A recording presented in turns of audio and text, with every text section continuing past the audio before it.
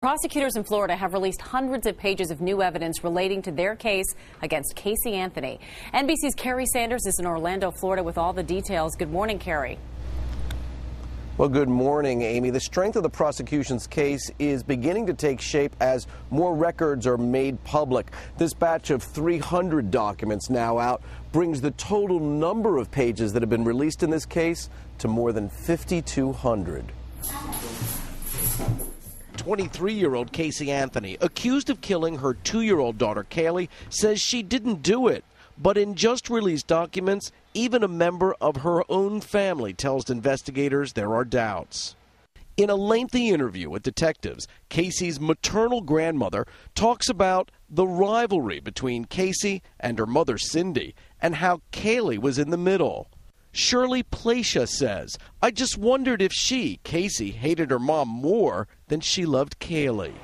She tells detectives 4 months before Kaylee's body was discovered what she thinks it'll take for Casey to tell what she knows. She probably needs someone to threaten her personally. You know, I hate to think about her being put in a jail with them women that's going to beat the hell out of her, but it might do her some good.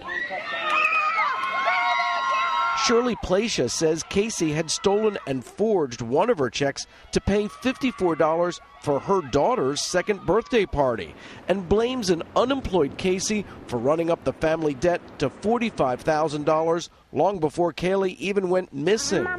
In interviews with detectives, Placia says the mysterious babysitter, Zenaida Zanny Gonzalez, who Casey claims last had her child, had long been discussed in family conversations, even though no one had ever met the woman.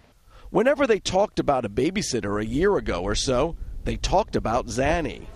But one-time best friend Melina Calabresi says Casey had a tendency to lie. She would put bits of truth together to make up a story, and then she would start believing her own story. When detectives traced Casey's cell phone calls in that first month her daughter was missing and allegedly being held by the babysitter, they report no calls were made or received from a telephone number subscribed to a Zenaida Gonzalez. A spokesperson for the defense says they'll respond to the strength of the prosecution's case in a courtroom. A trial date is set for October. Amy? NBC's Kerry Sanders, thank you. Dan Abrams is the chief legal analyst for NBC News. Dan, good morning. Good morning, Amy. So we just heard in Kerry's piece a lot of damning statements by Casey's own grandmother. The fact that she claims stole $45,000 from her parents. There's tension between Casey and her mother, and the fact that the grandmother says maybe Casey could use some time in jail. Yeah, I mean, interesting, fascinating, but not necessarily all relevant in the context of this case. Remember, just because other relatives think she's a bad person, for example, doesn't mean it's going to be relevant in her murder case. But when you talk about stealing money, for example, could that be relevant? Yeah, it could be. How? Because it might go to motive. The prosecutors might say she was tired of having a child. She couldn't afford it. It was weighing on her, etc. So then it does become relevant, but it isn't automatically relevant just because it's about her. Yeah, what will prosecutors do to try and get some of this admitted? Obviously, they would want to. Yeah, because then they've got to shape their argument to say, this is the reason it matters in this case. They have to say, we're not just trying to argue she's a bad person.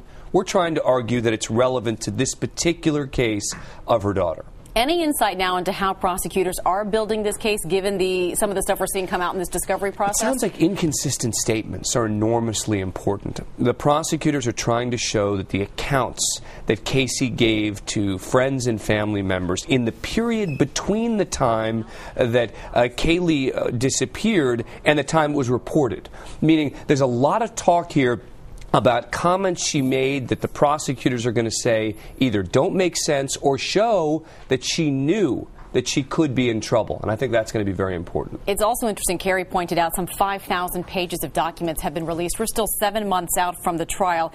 How unusual is it for this amount of discovery to be made public? You know, the reality is in high-profile cases, there tends to be more discovery. Should it be that way? Does it mean that there's actually more or less evidence? Look, there tends to be more evidence. Why?